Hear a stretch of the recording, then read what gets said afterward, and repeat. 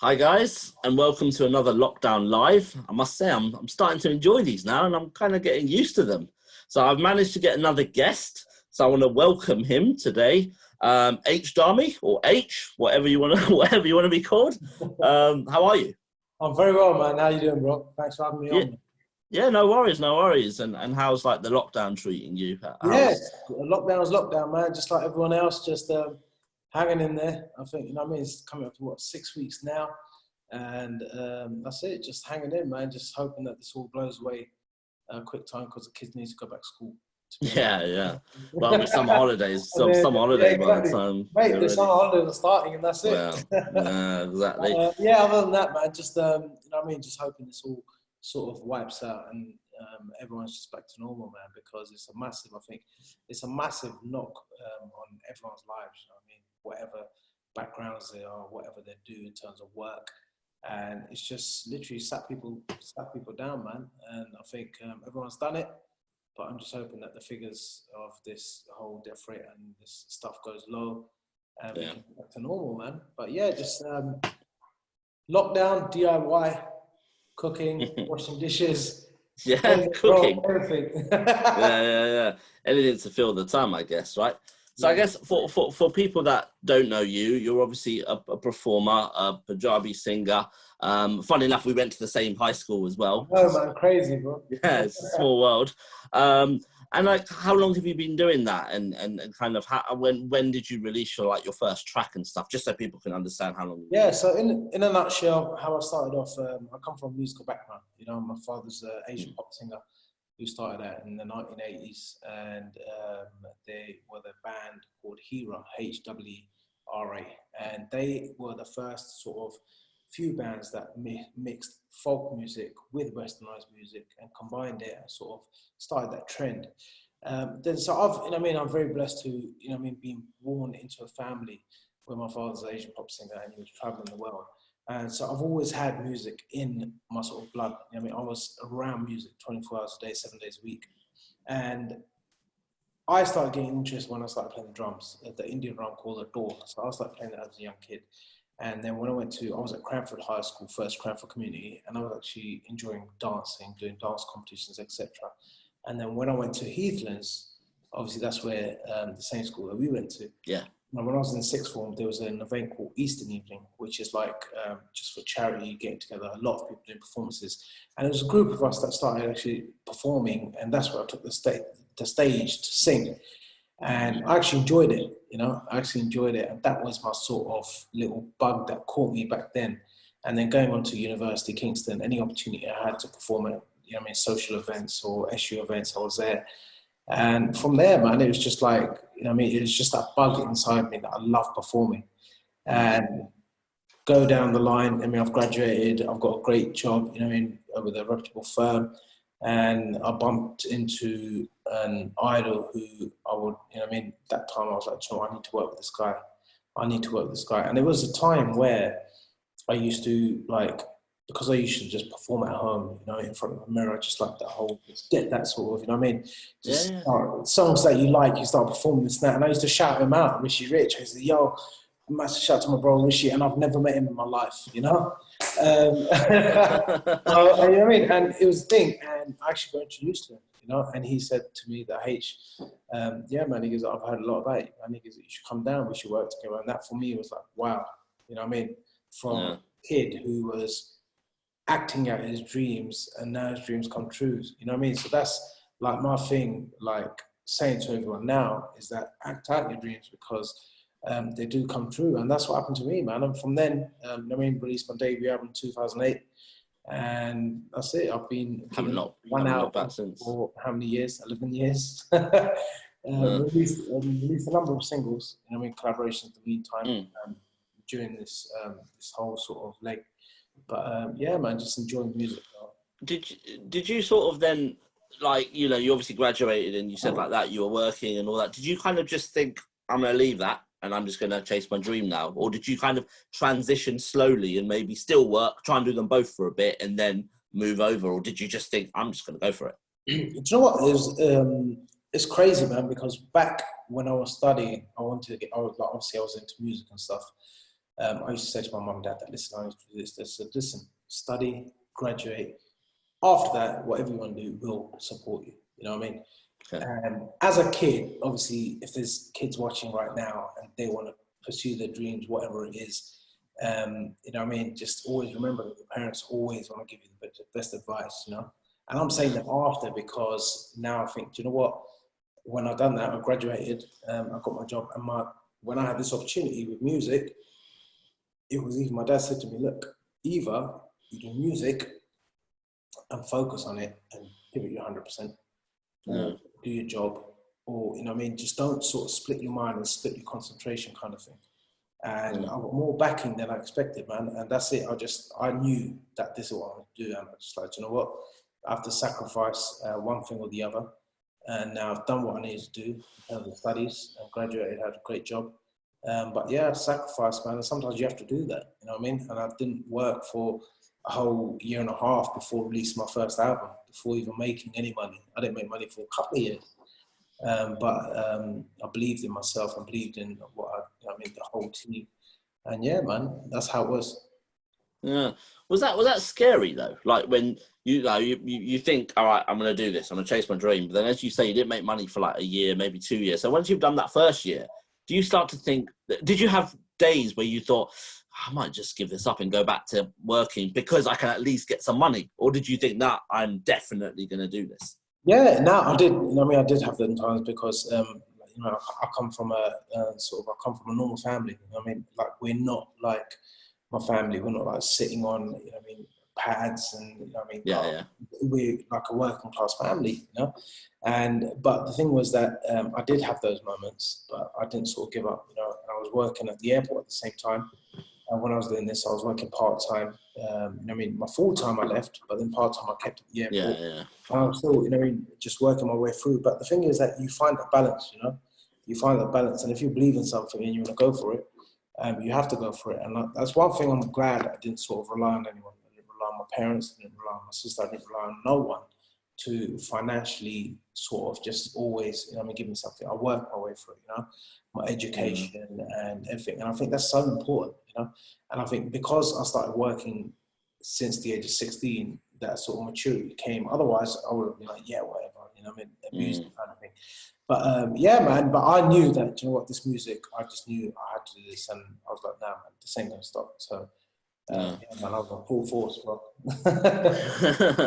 And then, so you said like first album and stuff in 2008. So obviously your first track would have been like around then as well. Yeah.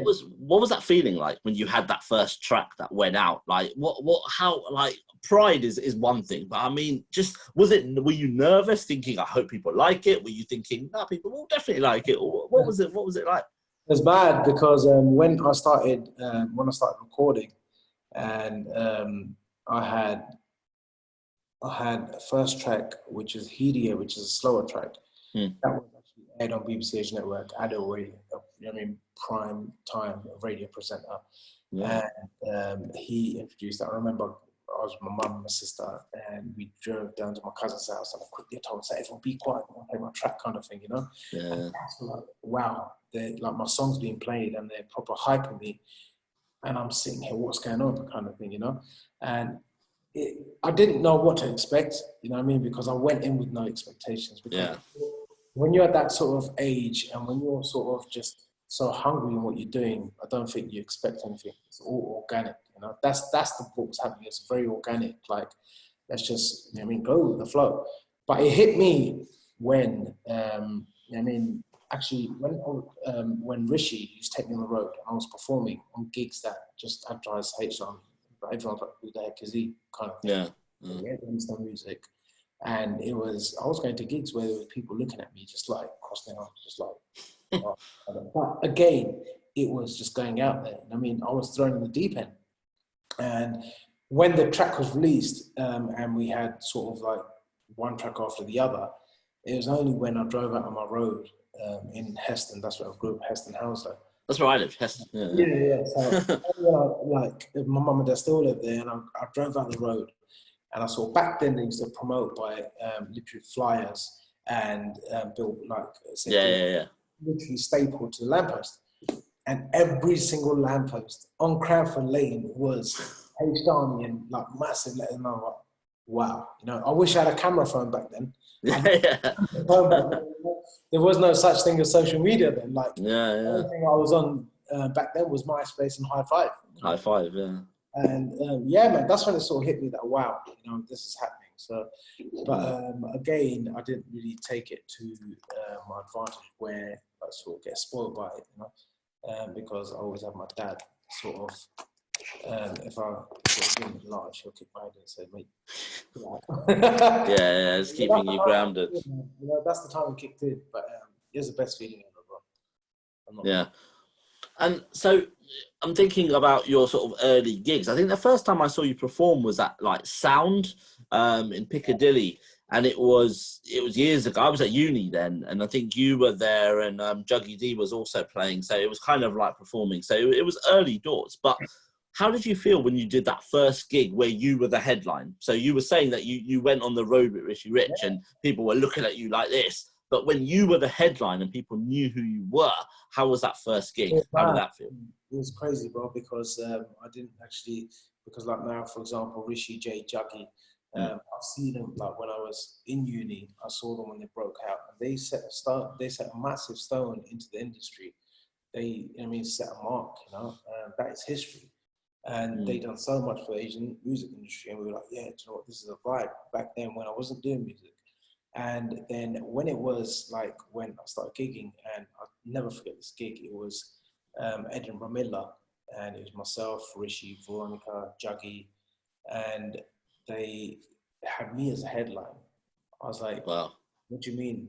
Like, and I didn't know until before, like going on stage, like just as we're walking up, because we're in the dressing room, as we're walking up, and this Miller was actually, it was brought into a shopping mall because the weather was so bad. So we were at the back of the shopping mall, ready to go on stage, and they said, okay, cool. I said, like, okay, am I going on first? Am I opening? It's no H. You're going on. You're like the headline. I said, what? And there's Veronica Juggy, and I'm like, I feel bad because these guys are like my seniors, you know? Like, I look up to these guys. How can this is now? They said they want you to headline. I was like, whoa. And I mean, that's when it hit me, like, and then when I went on stage for that gig, it was just like, it's something else. But I'm getting goosebumps now. It's like, yeah, incredible, because it was a feeling that is like, you've worked so hard, you've been in the studio releasing music, and now actually they want you on stage and they're waiting for you, you know.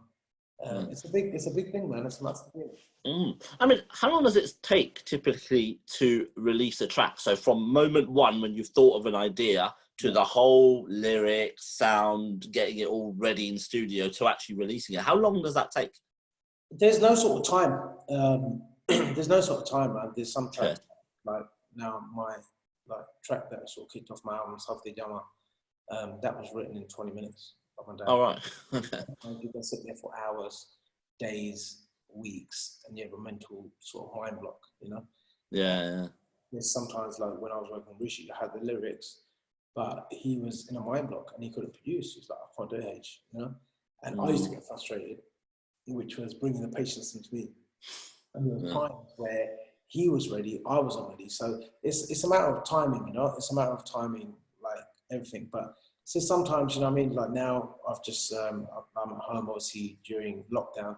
I've set up my mobile studio at home, and I'm just getting instrumentals. The producer sending me people that I want to work with. Yeah. I'm doing guide vocals, and I'm sending them. You know, I mean, there's some that I've just come up with something quick time. I've sent it. There's some that I've been sitting on for about a week, and I've not got nothing. But there might be something in the middle of the night that I'll come up with. Yeah. Kind of thing, you know. But my album took about a year, because that was totally fresh, creating something. But now music is moving so fast with social media.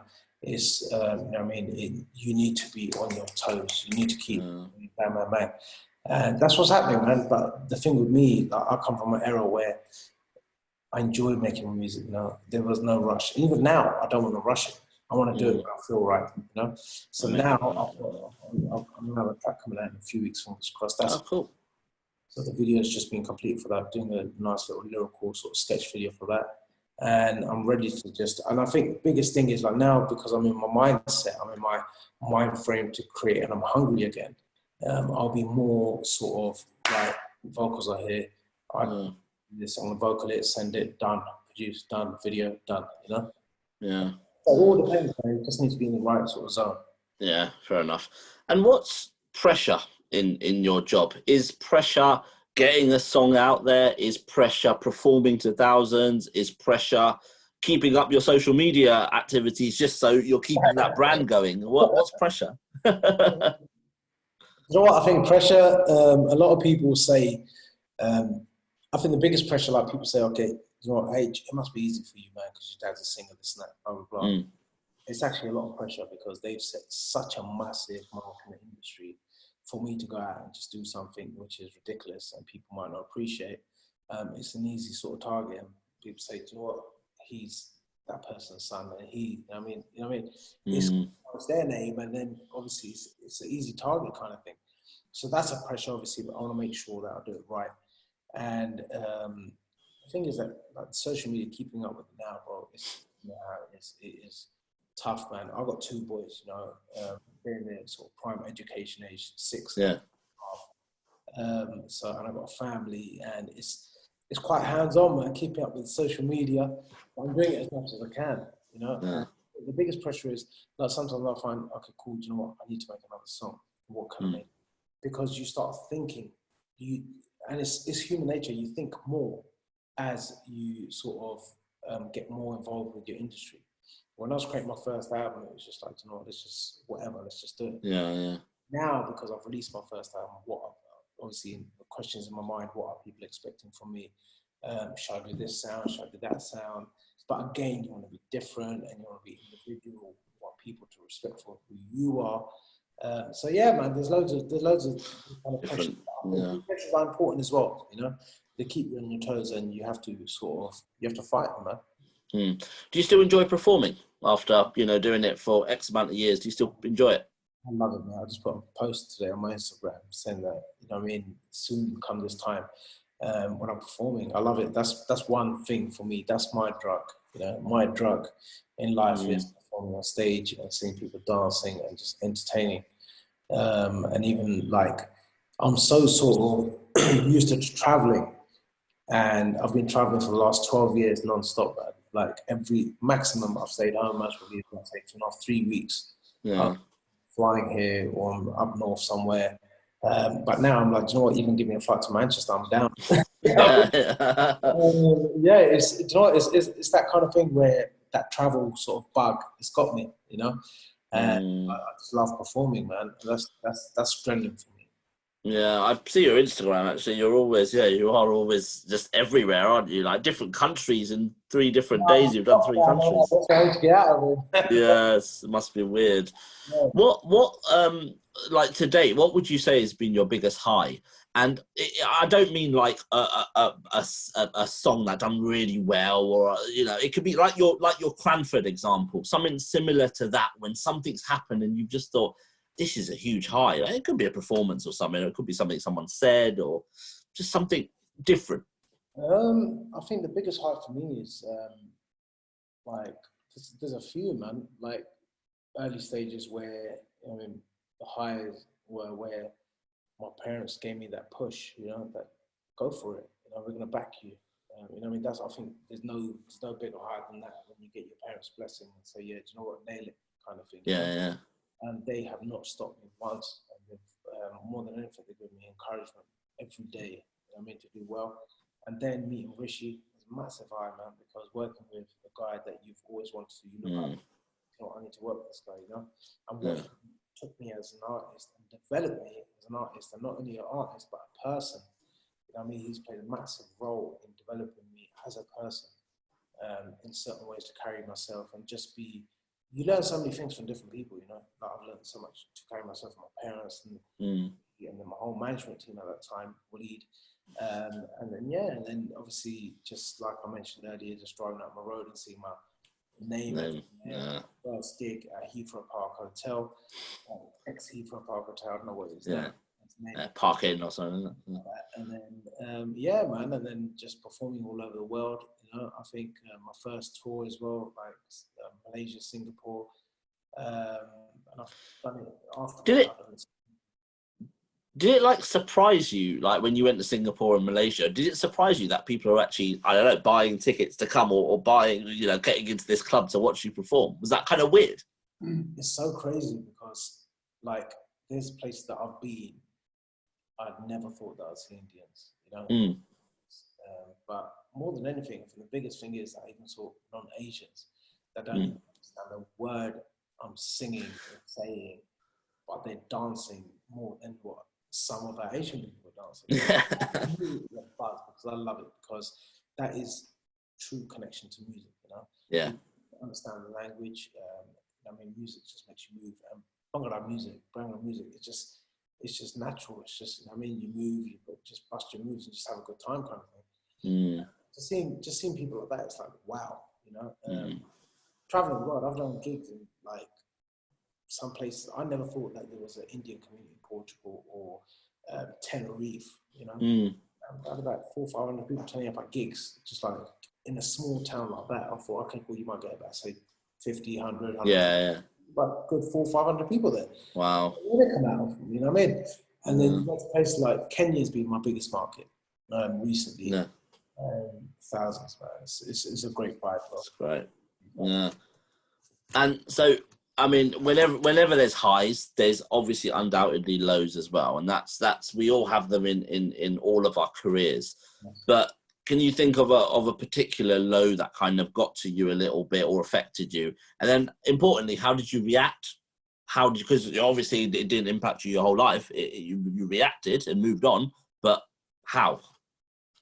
Yeah, man. I'll tell you, lows have been the hardest thing to battle, I've had great times, but when it comes down to lows in terms of, I think more than anything, I was getting frustrated with myself because I couldn't get back into that same mind frame to start creating music again. And it's not long ago, it's recently, man. I mean, let's say when I released Clap It, which is a good few years ago, I was going through that time then. It's like anxiety, depression, because what it is that, like, I was on the road constantly for how many years, and that pressure, like, come back to pressure, that pressure was on me to release new music, and I was like, yes, okay, cool, working, but then I met a few people which I started working with, and then it didn't come through, I got done over kind of thing, and I was like, wow, I never thought that would happen kind of thing. But it's with any business, you do get some sharks that you meet, and Of course. and you try to be as honest as you can and do your thing, and it sets you back kind of thing, and it did set me back. So as much as I'm a confident person, I'm an emotional person, I've got a lot of respect for people. And even if I don't know someone and someone needs my help, I'm that kind of person that will say, do you know what, I'm here, kind of thing, Yeah. I'll get emotionally attached to someone so quick because that's just me, I'm just like, I'm everyone's mate kind of thing. And yeah, I've had lows where trying to create music, and there were singles that I've done, but there was management issues. I was doing the hard work and I didn't see nothing of it. And there was court cases which which my signatures are forged, and I'm like, wow, this is taking like my bread and Next butter, level. which I should be feeding my kid. My kid was 6 months then, but I still didn't. I don't know how, but again, man, God, it makes it all happen. Where I still didn't give up, and now look back at it, think I don't know how I've done it. But yeah, I do get those times. It's a massive issue for not only myself but many people out there. Anxiety, this, blah blah. It's a tough sort of, study practice. It's one of those things that you just have to crack it, and you have to crack that code. And yeah, man, there's been many lows, no doubt, but now it's not about that, man. It's not about that. Yeah. Because you know what I mean, I've got a future, man. I've got my kids. I'm working towards them, the education and stuff like that. So. Yeah, I guess, during a lockdown, there might be a lot of people out there who are, feeling a little bit low and stuff. So I think it's important to even virtually surround yourself, I guess, with people that you know well, close. Yeah, even with lockdown, man. Even like say last week, I had 2 days which were mental. You know what I mean? They're just like, I'm not feeling this. I was very depressed. I was snapping this and that, but it's crazy, man. But you just have to sort of be as positive as you can, man. You know? Yeah, I think positivity is that big thing, and just remember, yeah. What motivates you? I mean, I think you're going to probably say your two kids, but like, what motivates you to succeed further? Do you know what? I just think just general life, man. Even like now we're having a conversation, man. It's great to sort of have the likes of yourself who are getting our message out there. You know what I mean? Connecting us with people, because we're going to receive messages of this. I'm going to receive messages, fingers crossed.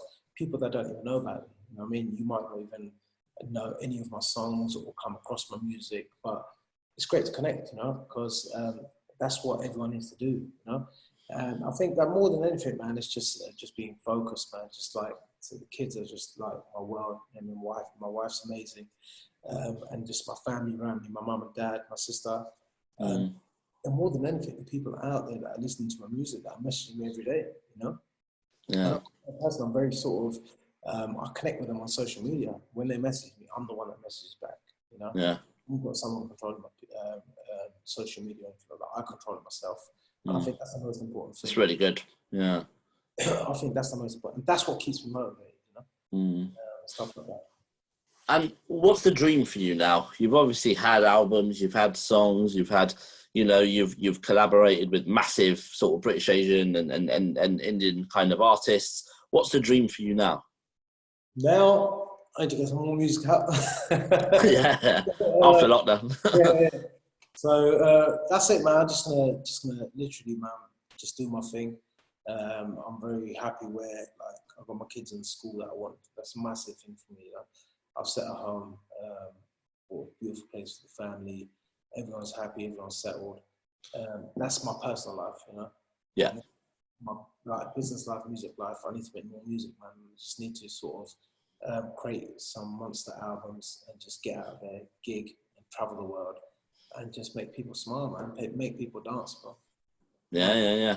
I guess I was going to end there, but when you said dance, that's just reminded me of something. All your performances are very energetic, and even now, when I see you Instagramming from weddings and stuff like that, where you're performing, you are moving about, man. Like, why is that you? What is it about that? Is it that energy just natural, even after? Because I've noticed after 3 or 4 days of gigs, you must be knackered, yet you find that inner energy. Mate, I tell you, do you know, like with gigs and stuff, like I've done this New Year's Eve gone. I was in Mombasa on the 20th. I was in Nairobi on the 28th. 30th, I had a gig in Mombasa. Literally straight from stage, straight to the airport. Wow. I was back for 31st. Wow. 31st, I had a gig in Manchester. From Manchester to London, London to Birmingham. And wow. Like literally, I don't know, I think it was about 25, 30,000 miles in about, say, 48 hours. Body weight.